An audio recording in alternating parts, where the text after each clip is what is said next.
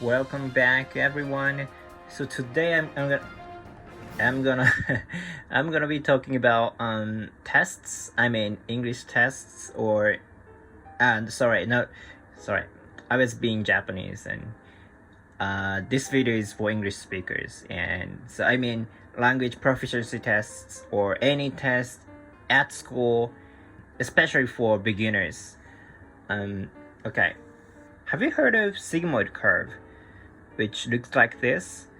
It is said that human beings improve our abilities in this way. The level of certain ability doesn't change for a while, and it goes up suddenly, and it doesn't change again, it goes up again, it doesn't change again, or something like that.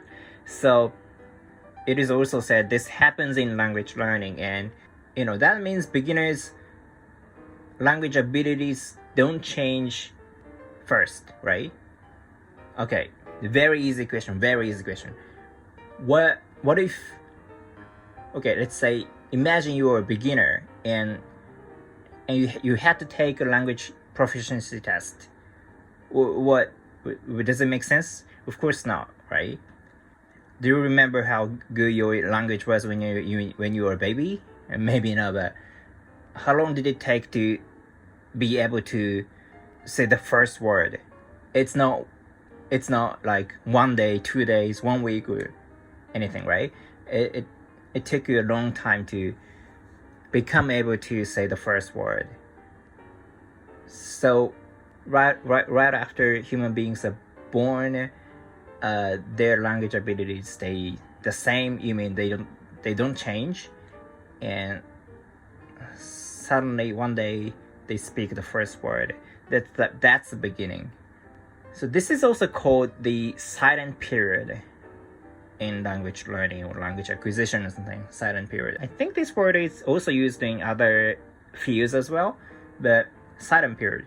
So very simple question: what if you had to take a language test during your silent period? Does it make sense? No, right?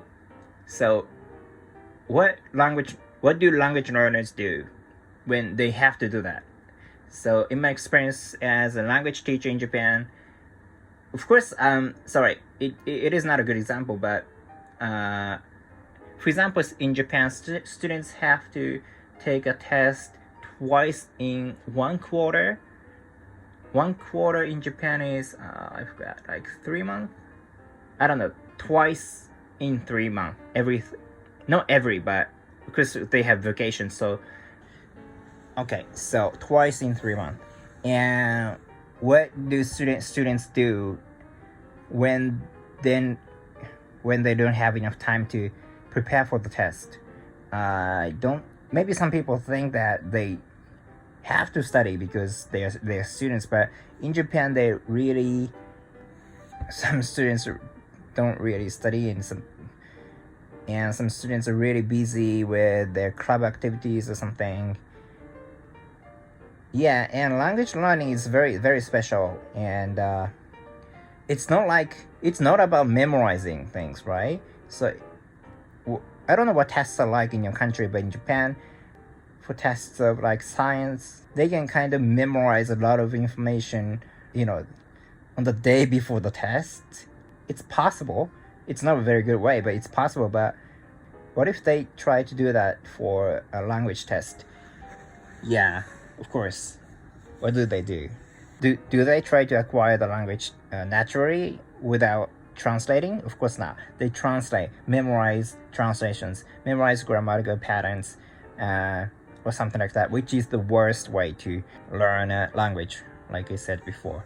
Like I've been saying all the time, don't translate. That's one of the most important things in language learning.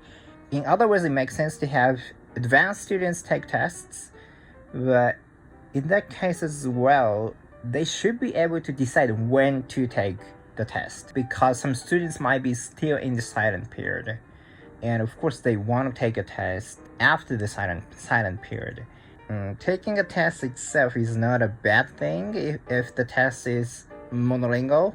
Of course, the test shouldn't require students to translate something or anything like that. unless they're trying to be translators.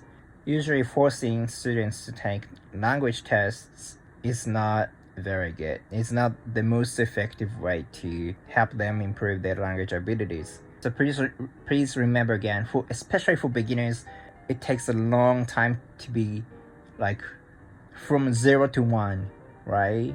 Right after you start learning a new language, your language ability is like 0, but you first need to be 0 to 1, but 0 means you're in the first phase of the silent period and your language ability is not changing.